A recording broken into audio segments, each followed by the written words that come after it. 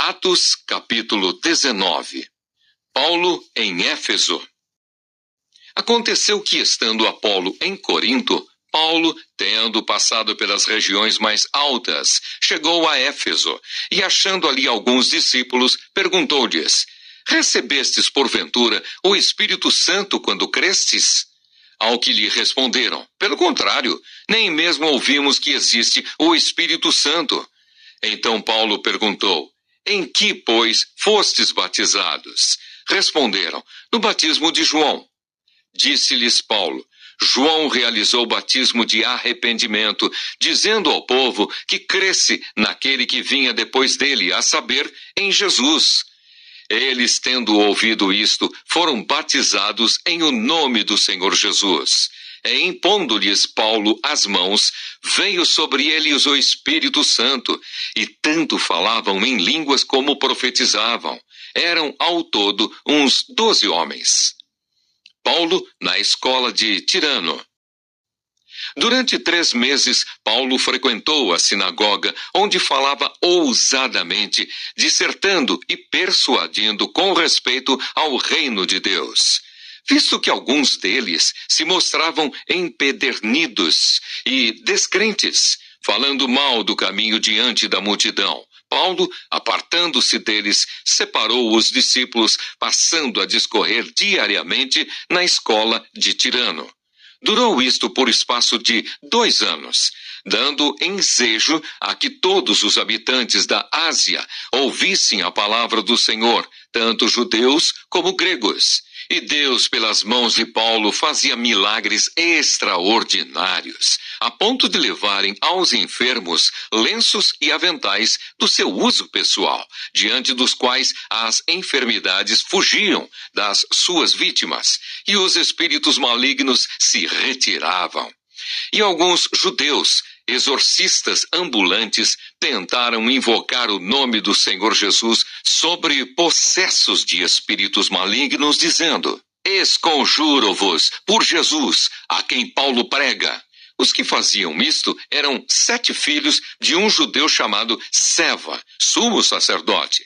Mas o espírito maligno lhes respondeu: conheço a Jesus e sei quem é Paulo, mas vós, quem sois?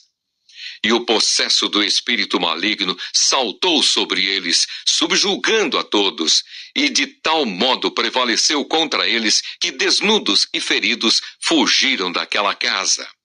Chegou este fato ao conhecimento de todos, assim judeus como gregos, habitantes de Éfeso. Veio temor sobre todos eles, e o nome do Senhor Jesus era engrandecido. Muitos dos que creram vieram confessando e denunciando publicamente as suas próprias obras. Também muitos dos que haviam praticado artes mágicas, reunindo os seus livros, os queimaram diante de todos. Calculados os seus preços, achou-se que montavam a 50.000 denários. Assim a palavra do Senhor crescia e prevalecia poderosamente. Paulo envia a Macedônia Timóteo e Erasto. Cumpridas estas coisas, Paulo resolveu no seu espírito ir a Jerusalém, passando pela Macedônia e Acaia, considerando: depois de haver estado ali, importa-me ver também Roma. Tendo enviado à Macedônia 2 daqueles que lhe ministravam, Timóteo e Erasto, permaneceu algum tempo na Ásia. Demétrio excita grande tumulto. Por esse tempo houve grande alvoroço acerca do caminho, pois um ourives chamado Demétrio, que fazia de prata nichos de Diana e que dava muito lucro aos artífices, convocando-os juntamente com outros da mesma profissão, disse-lhes: senhores, sabeis que deste ofício vem a nossa prosperidade, e estáis vendo e ouvindo que não só em Éfeso, mas em quase toda a Ásia, este Paulo tem persuadido e desencaminhado muita gente, afirmando não serem deuses os que são feitos por mãos humanas, Não somente há o perigo de a nossa profissão cair em descrédito, como também o de o próprio templo da grande deusa Diana ser estimado em nada e ser mesmo destruída a majestade daquela que toda a Ásia e o mundo adoram. Ouvindo isto, encheram-se de furor e clamavam: Grande é a Diana dos Efésios! Foi a cidade tomada de confusão e todos, a uma, arremeteram para o teatro, arrebatando os macedônios Gaio e Aristarco, companheiros de Paulo. Querendo este apresentar-se ao povo, não lhe permitiram os discípulos. Também Asiarcas, que eram amigos de Paulo, mandaram rogar-lhe que não se arriscasse indo ao teatro. Uns, pois, gritavam de uma forma, outros de outra, porque a assembleia caíra em confusão, e na sua maior parte nem sabiam por que motivo estavam reunidos. Então tiraram Alexandre dentre a multidão, impelindo-o os judeus para a frente. Este, acenando com a mão, queria falar ao povo. Quando, porém, reconheceram que ele era judeu, todos, a uma voz, gritaram por espaço de quase 2 horas: Grande é a Diana dos Efésios!